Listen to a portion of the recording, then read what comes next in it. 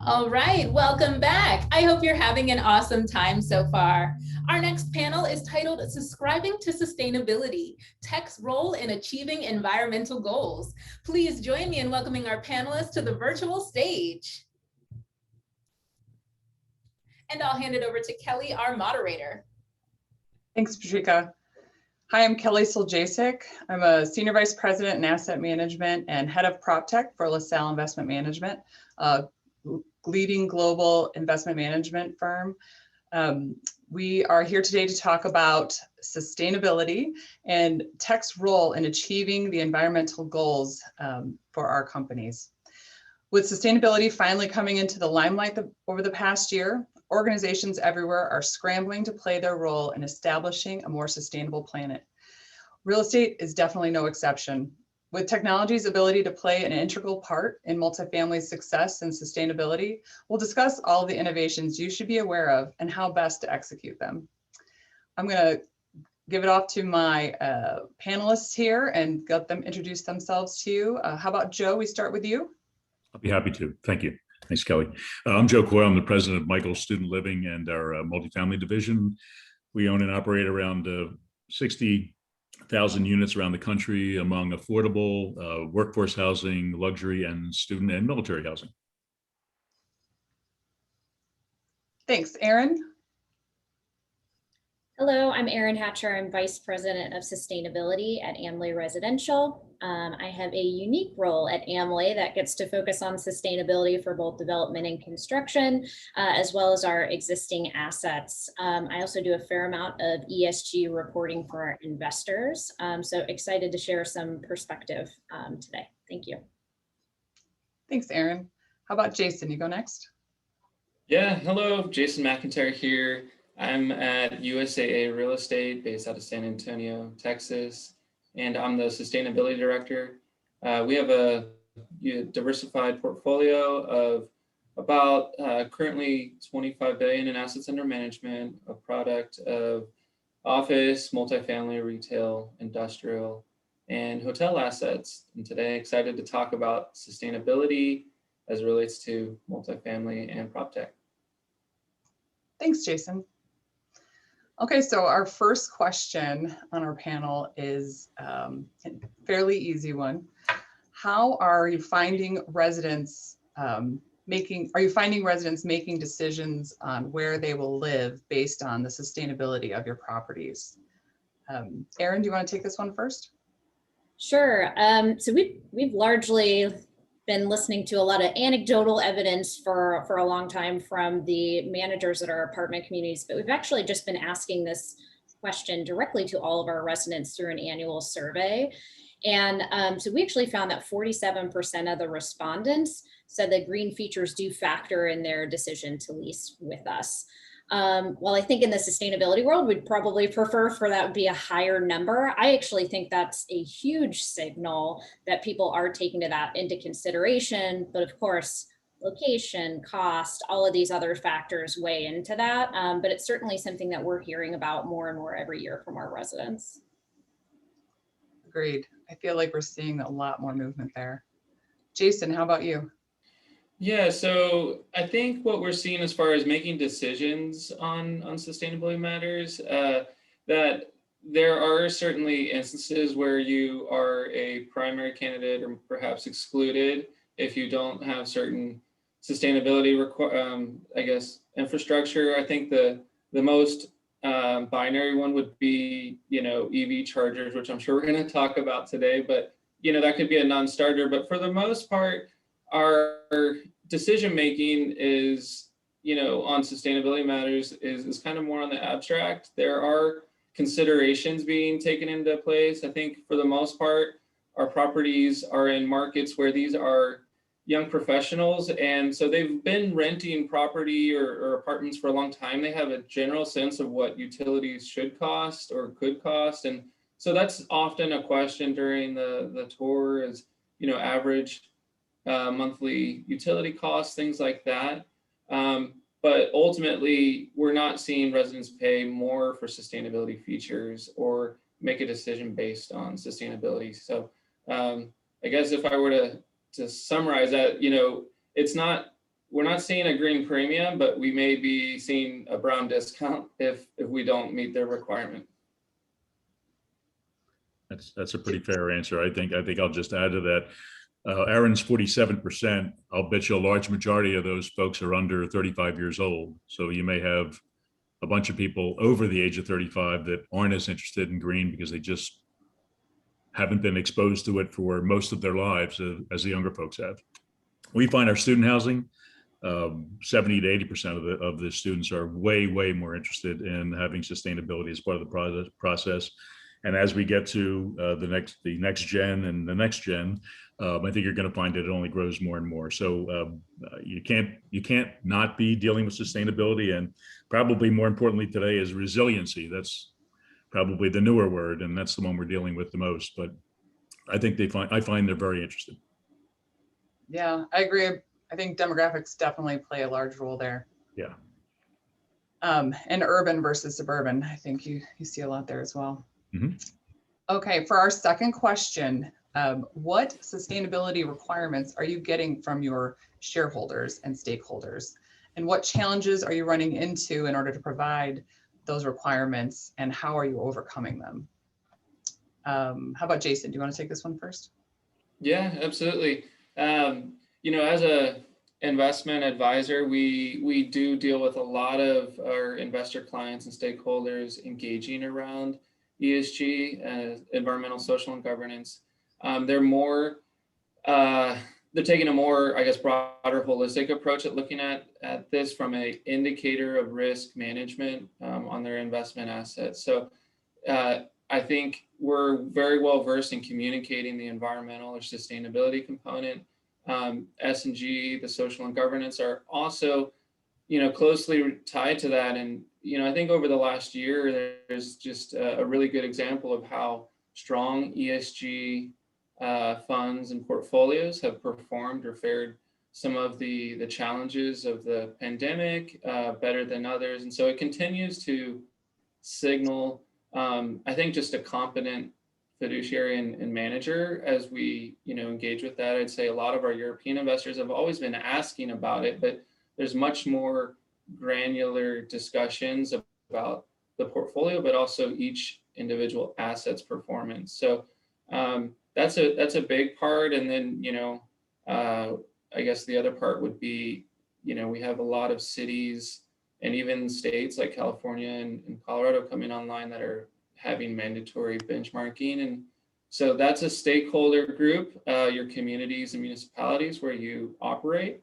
And, so we're active in, I guess, providing feedback and insight on some of the challenges of that within a multifamily product type, but positioning ourselves to be ready to respond. No one wants to be caught on their heels or be reactive. So it, all in all, our stakeholders have responded well to that and being able to communicate what we're doing. Joe, have you had any experience with this? Sure have. I'm going to start with, nobody seems to mention sustainability as being rent friendly. So keeping rents sustainable is probably the most important thing to us. So I think we drive our own need for sustainability by just looking at rents and saying, how do we get utility costs down? How do I build a product that's going to last the next 40 years? We still own assets that we built 45, 50 years ago. Takes a lot to keep those sustainable, especially today when you have no idea where the 100-year floodplain is anymore, or the 1,000-year floodplain. They seem to be about 10 years away now that we're looking. So insurance costs have gone through the roof, and it all has to do with what's going on with climate change. We can put it off on anything else that we want to, but probably the most important thing today is climate change and how that's going to affect us on the insurance side. Life in cities has already become unsustainable in terms of rents.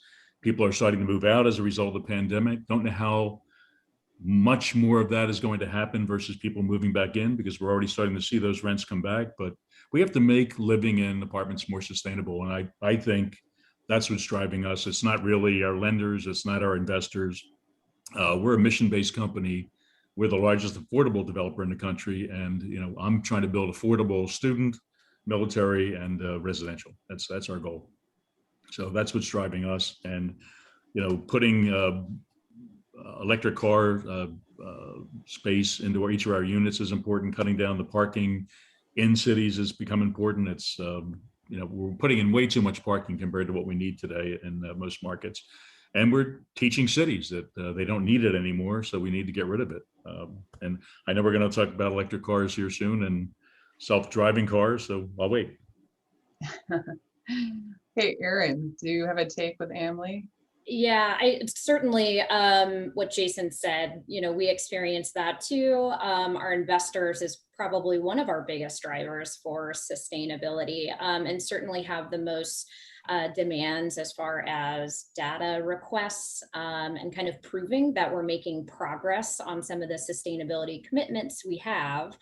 And so there are, for us, one of our biggest stakeholders, and of course the local governments, all are moving fast and not always together on some of the requirements. And interesting, it's going to be an interesting year, I think, with a lot of discussions around electrification and EV regulations, pushing that further and further, and energy efficiency and what technology will be available to help us advance this in an affordable way.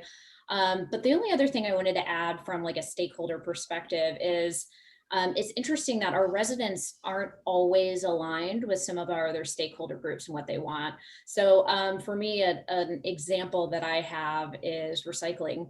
It's something that we offer at all of our properties, but it is one of the top features we always hear about needing improvement, wanting more expansion, and not always what we put at the top of the list. So one of the interesting things about responding to all these different stakeholders is how you end up prioritizing all of these so that you can be successful for everyone involved. Absolutely. Yeah. Okay, so our next question is, which efforts have you found to be most effective in improving the sustainability of your portfolios and assets? I guess, Erin, do you want to take this one first? Sure. I may have a little bit of a boring answer to this, but it is truthful in my experience at AMLI is actually some of our larger scale, like our scalable large commitments, like building certifications, LED retrofits, where we're able to develop a model for something and then implement not exactly per building, but at least have some framework in place is really something that's helped us be successful in moving the needle. Not to say there isn't always work to be done once you have those milestones and market accomplished, but that has been a huge driver for us in engaging employees, engaging residents, and our investors as well. That's a good point. Jason? Yeah, when Joe was talking about sustainable rents, it made me think about an example that we've seen success, especially tying in this topic of resiliency. I think, keeping rents resilient and where they need to be is important as an owner and investor. So an example of this intersection of sustainability, resiliency, and rents, one of our properties here in San Antonio, we have HVAC condensate collection, which saves us like a whopping $5,000 a year. It's not a lot of from an energy saving standpoint, but what it does do is it maintains the park with gray water that would otherwise be, a stormwater management or sewage. But the big thing is we charge rent premiums for park facing units, right? And so in San Antonio, we go through drought conditions pretty regularly, and there's often restrictions on watering. And so while we save maybe $5,000 a year in water, we insulate or protect our rents over $25,000 a year in that type of effort, which adds a huge amount of net operating income. And so, if you think about what strategies are the most successful, it's the ones that check the boxes of preserving value, but also doing good by, saving water, less potable water, or I didn't even add, if we had lost a park like that, like the plantings die, that would be hundreds of thousands of dollars to replant and really bring it back. And so those are the type of efforts that we look at across our portfolio about, not just being sustainable, but keeping our rents sustainable. Yeah. I think retrofitting properties in urban markets to go all electric, where you might have access to gas. We'll do cogeneration. We've been looking at cogeneration for years. So it's not fully sustainable, but it's a step in between, and it's to get you partway there. It is sustainable for cutting utility costs to our residents pretty substantially, as a matter of fact, anywhere from 10 cents a kilowatt hour down from 23 cents in somewhere like New York or Boston, and the West Coast as well. So we've looked at that as one possibility. We're looking at a lot of different construction processes now. We've used some of the light steel gauge, which again, it's not long-term sustainable. It's not lumber, although I question whether lumber is that sustainable right now at the prices they're at today. We have looked at that, and now we're looking at cross timber. So cross-laminated timber, I think that's going to be a big play in the future. We are already using it to put in a 2-story building. We're going to use that as the ground floor and the second floor of retail, with residential sitting above it. So we're finding hybrids that we think we're going to be able to use across the country on the construction side. We've just built the largest net zero project at UC Davis in California. So I didn't mention, but certainly our universities are one of our stakeholders that's very much holding us, our feet to the fire. And we went 100% net zero. So that project opens up this August. We already have 1,000 units that opened last year. It's the largest one of its kind in North America. So we're pretty proud of that one too. That's amazing. Wow. Congratulations. Thanks. Yeah, I've often found one of that, Erin. I don't know. It's true. Check it out. Come on out. We have a groundbreaking for phase 2 this July. So I was just saying, I always found that the most successful projects, especially with sustainability, that have little possibility for premiums, generally has a secondary benefit, like LED retrofits, where the residence gets brighter, better lights, or water sensors. It's potentially save you money on damages, and the residents don't get put out. But that kind of piggybacks off a lot of what you guys are saying as well. But trying to find that something to tie it to, another benefit aside from a premium that is difficult to quantify. So our next question is, what role is data playing in your efforts? What are the biggest areas for improvement around the data in sustainability? I bet Erin has a good answer for that, since she deals with the governance side. I have a lot to say about that. Lots of challenges here. I think each of the different sections of this ESG world has different data challenges. I mean, certainly on the greenhouse gas accounting side, not only is that a huge exercise, but there's a lot of either unavailable data to actually report what you're doing, and it's estimated. And I think that can be challenging for a lot of organizations, not just from a resource standpoint, but sort of like, how much progress, like how much can we trust estimations and really feel good about the reporting we do around that. And I mentioned some of it too, it's just data availability.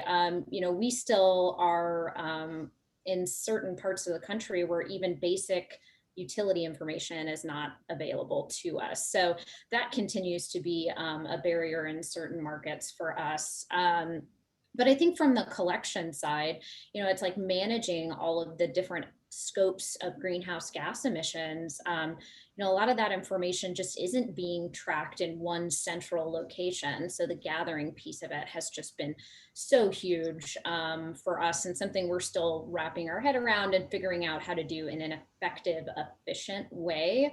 But something I think everybody is dealing with, in some way. And then kind of on a different topic, but this is the right group, I think, to say it in front of. One of the things that I always dream about in the data world, and I've kind of talked to our internal IT group about, is I bet we're missing a lot of opportunities by not overlaying different types of data to see what kind of opportunities are out there, because our brains can't come up with that. But maybe, right, some BI could help with that. So I'm kind of excited what the next wave of sustainability is with that. And then lastly, just wanted to mention, I'm also really interested in predictive analytics. I know it was already mentioned that risk management is a huge part of ESG. So figuring out how we're going to interpret that kind of data when it's predictive and we don't have anything to look back on, I think is another exciting, but a big challenge on, what we do with this and how much it drives decisions. Yeah, as well as dealing with the data security and how you're allowed to use it. Oh boy, that's a big job you just described there. Joe, how about you? Thank God we had Erin. I have little to add here, but I will say, I think what scientists are doing right now with climate change and water levels rising on the coastal areas, we have to distill that down to cities, states, then cities, to start taking a look at how we're going to take care of those issues so that insurance doesn't become more costly than the rent itself at some of our properties. We're reaching a point where we have a lot of properties that seem to be around water, rivers, lakes, oceans. We need to come to grips with how we're going to build in those areas, if we're going to build in those areas, and how we're going to build in those areas. Boston's a good example. We've raised our building by a good 8 feet over where we would have had to in the 100-year floodplain, just because we see it coming, and the city's smart enough to see it coming, and the requirements, they need to be government. That's one of the government issues, I think, from a data standpoint, that needs to be fixed. We need to start dealing with that. And of course, we'll get to parking here soon too, but all of those issues, without getting the cities and the states heavily involved, it's going to be hard to get people to build at a level high enough to avoid those water levels, or to have too many empty parking spots over the next 10 to 20 years. Yeah. Jason, what are you seeing with your data for sustainability? Yeah. Well, I'll comment too, just to reiterate two things that were just shared is, around climate data, we did a portfolio-wide physical climate risk analysis, and now adding this component of transition risk. So what are some of the market and, risk associated with transitioning to a low carbon economy? And I think some of these metrics, while the methodologies are still being defined and adopted as best practices, we're starting to help us understand a little bit better, not just, your average annual losses of last year on insurance, which helps predict what your next year's insurance is. We need to think a little further out. And also, even if our hold period isn't into some of these scary times that have, potentially been forecasted, we have to think about the next buyer. How might some of these things impact liquidity for us at the time of sale? And if we're, protecting our rents and we have great, NOI and we're forecasting our exit cap, but then we see a big discount due to some of these, forecasted challenges, then we haven't done our job at mitigating those risks. So that data is still, we're trying to understand and listen and define what we're looking at, but ultimately, the successful investors and advisors are those that are using this data to help make decisions. And, do you include them in your investment brief, and do you not? Is it more of a, just an internal tool for managing those? We're still kind of determining.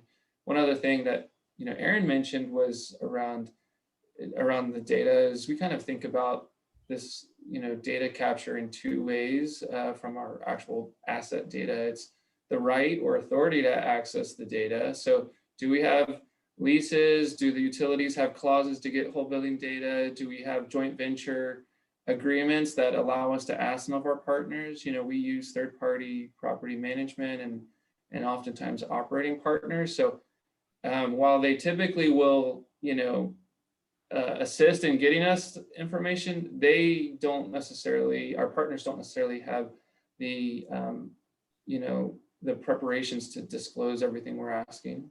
And then I think the second piece, so there's a right or authority, and then the second piece being the actual logistics of how do you get data and consolidate it and roll it up for your various reporting groups. And, it's a big challenge, especially when you're a limited partner in many joint ventures. And so, the good news is we've been benchmarking energy, water, and waste at the majority of our diversified portfolio for a long time. So when we add a new fund to GRES reporting, we can turn it on pretty well, pretty quick.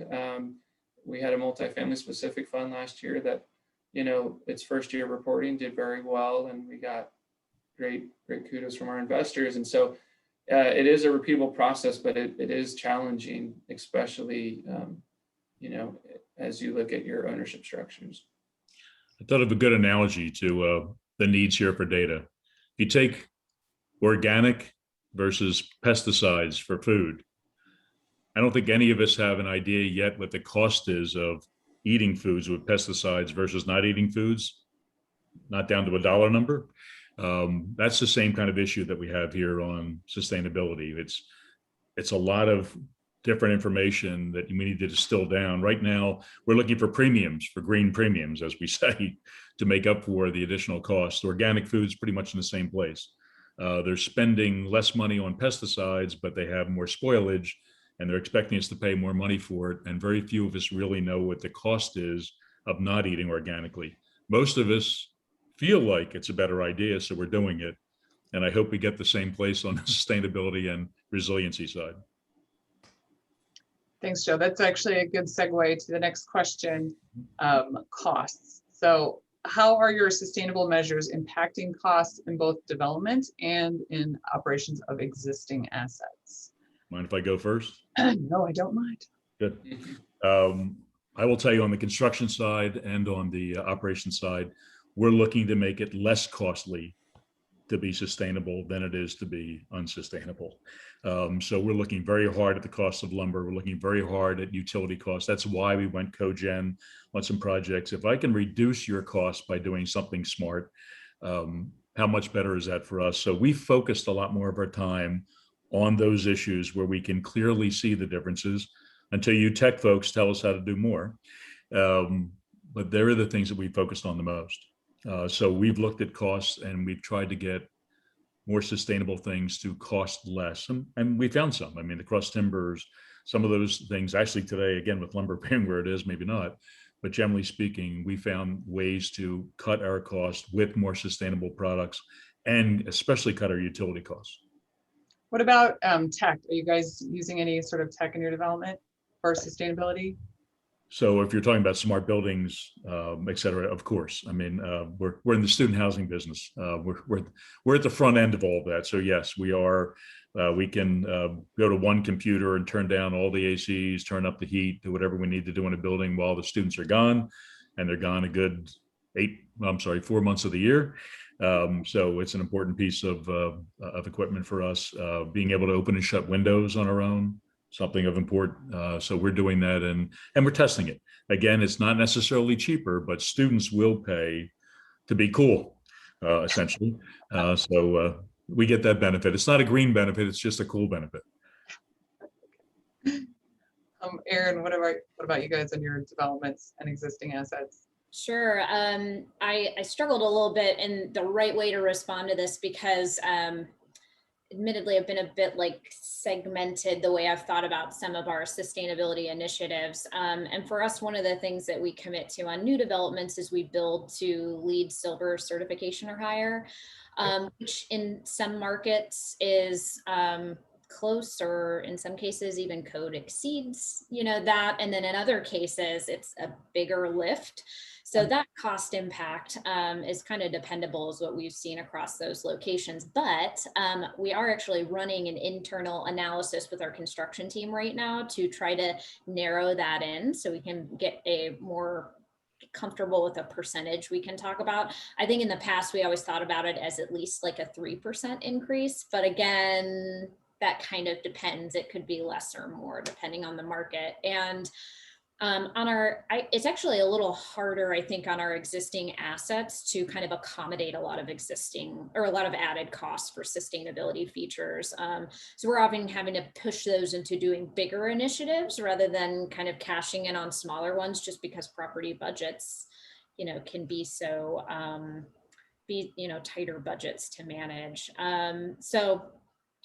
For us, I think it depends on how we calculate that return on cost. But I mean, anything that's under a year return, if it's like something with lighting or we have some maintenance that could help with that, those are easy answers. It gets a little complex on existing buildings where it might be a multiple year return, but it's not a huge investment to be like this big CapEx project, which actually is more of an accounting issue than anything else, right? So anyway, that's some of the ways that we're thinking about and dealing with some of the added costs with sustainability.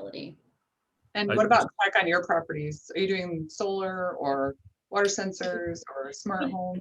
Yeah, and again, sort of we've done some different things that we elevate above like LEED just being the baseline on that. We have 4 properties that we installed solar on, and we're actually really actively pursuing more solar because we think that that is something that is going to continue to be a good fit.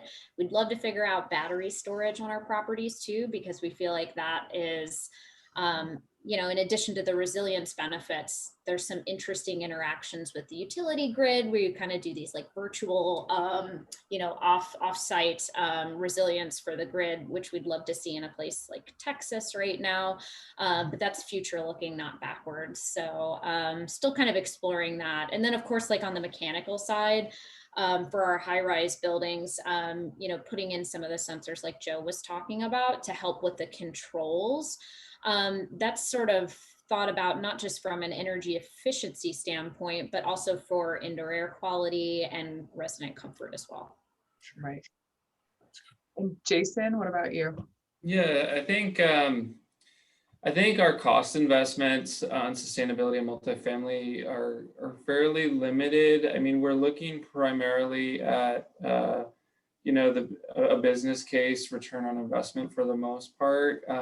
There are certainly development partners that we deal with that in certain markets, there's an expectation to deliver a LEED building, and we'll do that, but we haven't incorporated that into kind of a standard building threshold. I think, as I was thinking about this question, we're, as much as we are thinking about the cost to implement, we're also thinking about the cost of doing nothing and what that might look like. So that plays into our discussion earlier about risk management and, obsolete buildings in the future, some of those challenges. So we have to be forward thinking about that. Just like I responded on the first question, we're not necessarily seeing leasing decisions at this time based on sustainability. So we need to think about them, future decisions that will be made based on sustainability or, any regulatory issues or things like that might come of doing nothing now. So, from that standpoint, whether it's development projects or operating assets, what can we do now that will, better insulate us from risk in the future?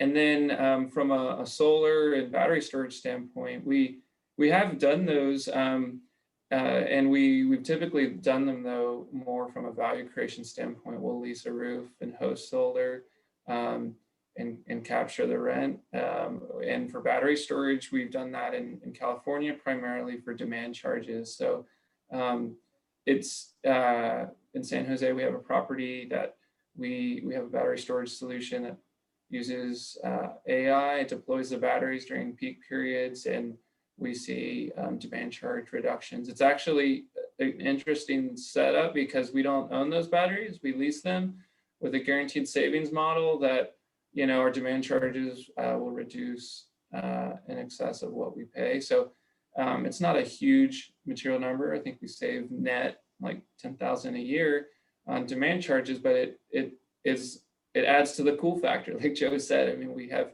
Tesla batteries, that's cool, right? So, we're looking at things like that. And I think from a unit standpoint, primary focus on any smart building technology, again, is just on any turned units or down units as they're, being leased again.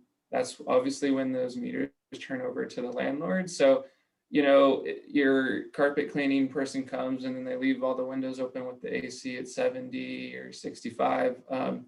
we want to minimize those cost impacts, at least when they're hitting, our expense line. So I think that's how we're thinking about technology in multifamily right now.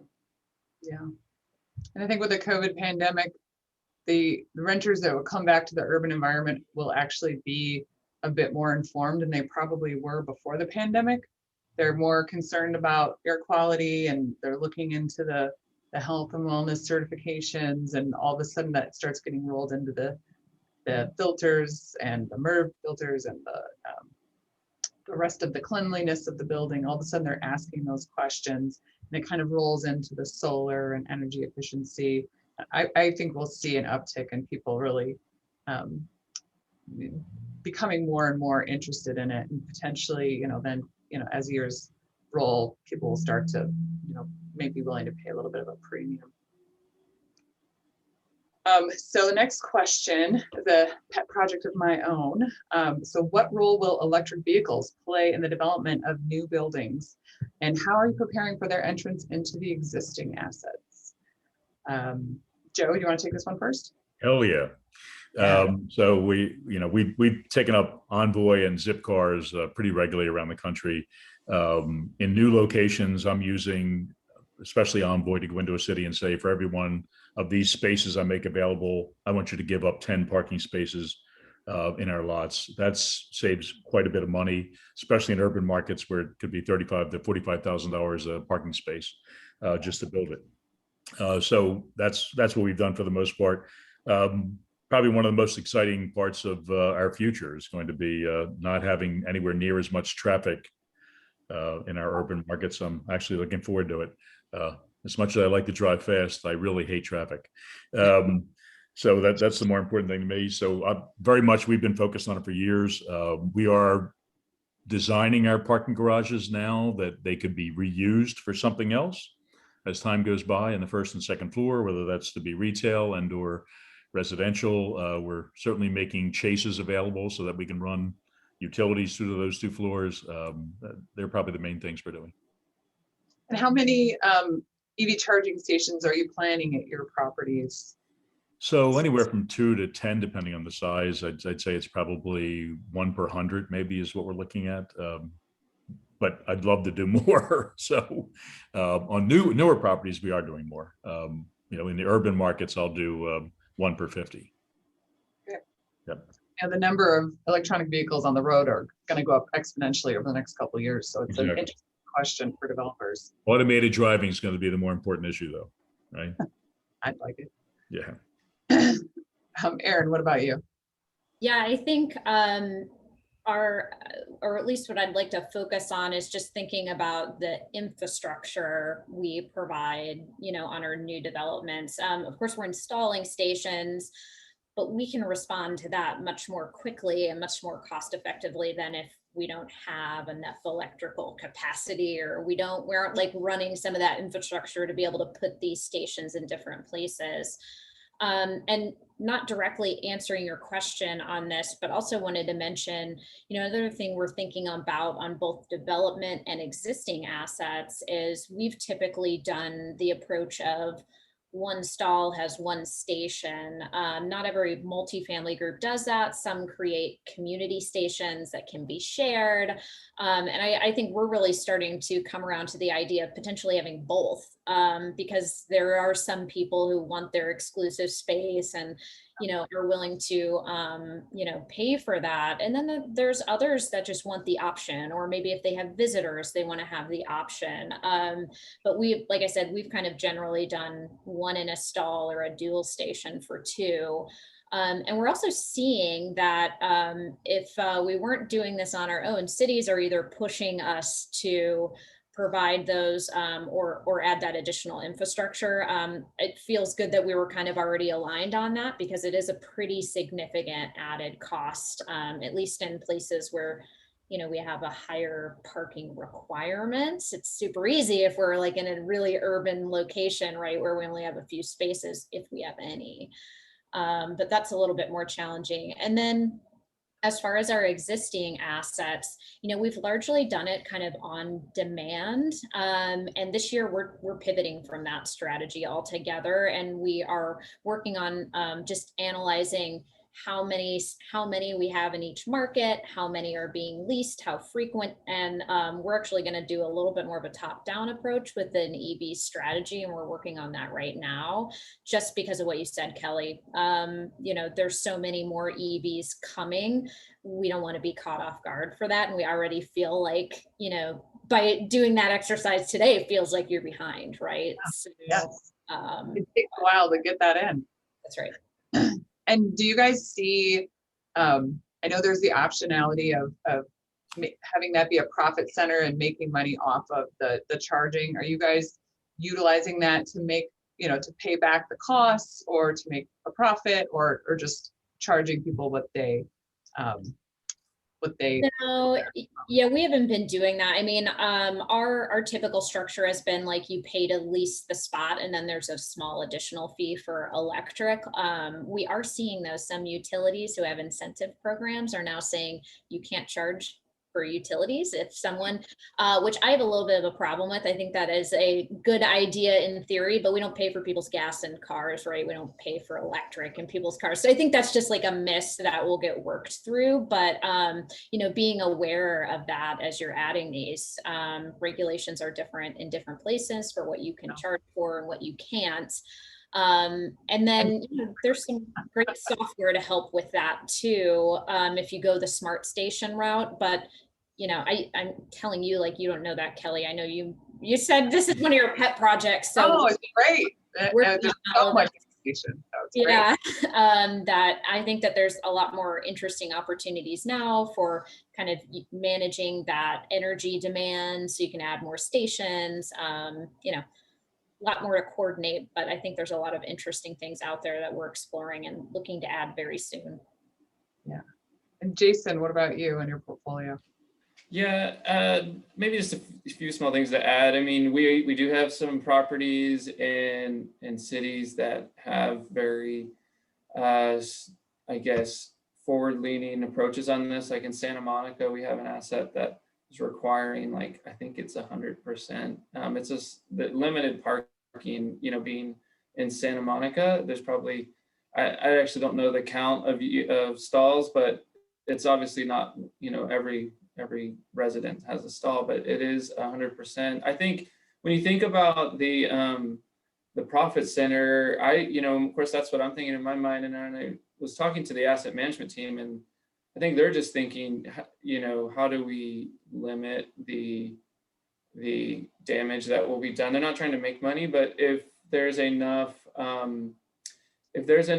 engagement around how these policy and programs are written that have an asset manager or owner perspective on it, I think that there's got to be a healthy balance where maybe the landlord does obviously contribute stalls, but I think the challenge is just most people do want their own stall, and then they're not going to be there most of the day. So how do you anticipate that, or how do you do a community pool, or how do you do some of these things? A lot of it will probably be trial and error, and some of these cities that have a bigger push will probably take the brunt of the initial challenges. And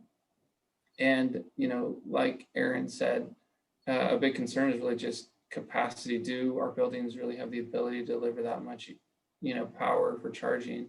And when will it be? During the day? Is it during the night? Is it during peak periods, or how might that impact? So again, the goal being that we can be prepared to limit the capital infrastructure in the future is ideal. So I'd like to say that it's an integral part to whatever development is doing. I'm not sure that we're thinking quite all the way forward like Joe, and how this garage could be used in the future when no one drives anymore. But if no one drives, I'm in Texas, and I don't think you'll ever see no cars here, but there are cities. I can't wait to come down and shake your hand and collect a bet. Yeah. You do. I mean, everyone loves their trucks, so we need 2 spaces per person, it seems like. You I might. do have to say, sometimes hearing that is a little bit of like a pacing sort of relief on this, because I have this like what I call a future me problem with EVs, where what's going to happen when our electrical capacity or our electric, use keeps going up as we add these stations, and we're reporting on that, so that's have another future panel about that, I guess. Jason, I'm just going to go back to a cartoon from when I was a kid, Dick Tracy. Yeah. When he had a little watch in his hand that he could talk to, he had a picture on it, he could talk to people, and they could talk back to him. Yeah. That seemed like the Jetsons back then too. Yeah. And I have the fear that I'm sure all of you have, that what if you do go ahead and install a station at every stall, and then a year from then the attachments change, or the interface changes with the cars, and you have to redo the whole thing after that large investment. There's nothing that guarantees that the stations you put in today will work tomorrow. Oh my God, Apple all over again. Yeah, you're right. Yeah, there's risk there. So you said this is your pet project. What are you doing? A lot of research, talking to a lot of people, trying to find good partners, and come up with a good strategy. And it's funny, as I started this project, it was just like Erin said, it was like, I already felt like we're behind. Just like reading the statistics and what different countries are doing, and the different car makers and the different states and regions. We should have started this years ago, at least a couple years ago, to start to roll out these projects, because it will take time to get all of these installed. And it's not going to be in time for the big push, which is probably the next 12 to 18 months would be my guess. We're going to start feeling that squeeze of what are we going to do? Yep. I know I've talked to a bunch of the car manufacturers and their EV departments, and when I've asked them what is their plan for multifamily, what do they envision? Do they see a charger at every stall or some sort of communal aspect? And they said they didn't know the answer to that. They were hoping we had a good answer for them. Exactly. And the Jason's point, don't start in Texas. Yeah, that's right. It's too big a state, too much land. Well, maybe I'll take my words back, because everyone here drives an F-150, and I saw that Ford's coming out with their F-150 EV, and it's like, okay, maybe they had some foresight on what Texans would buy. Yeah, exactly. Okay, we only have a couple more minutes left, so our last question is a great one to end on. Do any of you have any great words of wisdom for companies that are just starting out on their sustainability initiatives, and just as they're beginning, like, where do they start? Where's the best place to start? Erin, why don't you go first? If an organization has the resources to have a dedicated sustainability professional, I do think that this topic is complex enough. You need one, and often you need a team, depending on the size and like what industry you're in. But dedicate time and resources, if you can, to it. Okay, thanks. So what we did was if you don't mind, I'll go next. What we did was we went to engineering firms that had full-time people dedicated to this. I think if you can't afford to have somebody full-time, I would go to the engineering firms that are at the forefront of this. That's what we did. That's how we got to cogen. That's how we got to the solar. We didn't do it in-house first. We started there, and for smaller companies, that's where I would go. Yeah, use the experts. That's great advice. Yep. Jason, any last I'd add, there's a process in sustainability called a materiality assessment, which it sounds maybe complicated, but essentially you take the opportunity to listen to your stakeholders. So listen to your residents, listen to your investors, listen to your operating team, the engineers, and you start to kind of layer both the priority and the impact of your business success, right? So if you start to listen to the right voices, and I think you start to understand the levers that each need to be successful, you'll realize there's a lot of synergies available to you. I think so long in this space, we've always said, the trade-off to sustainability is cost, or the trade-off is the residents or the tenants, it being a challenge or a hurdle. And we're just finding that, there are synergies, and the successful organizations are those that are pairing the strategies with the success of the business outcomes. So, not that we can't be even more cutting edge and doing experimental ESG and sustainability things because we love it and we're passionate, but if we have stakeholders that we're accountable to, we'll be able to turn those dials much better if we're understanding their business success or our own business success and pairing that with the sustainability outcomes. And they do, in fact, overlap. There's synergies, and that's how we've been successful in this space. Yep. A great suggestion. We actually just completed our first one, and it was an excellent exercise with some great data results from it. Yeah. Great.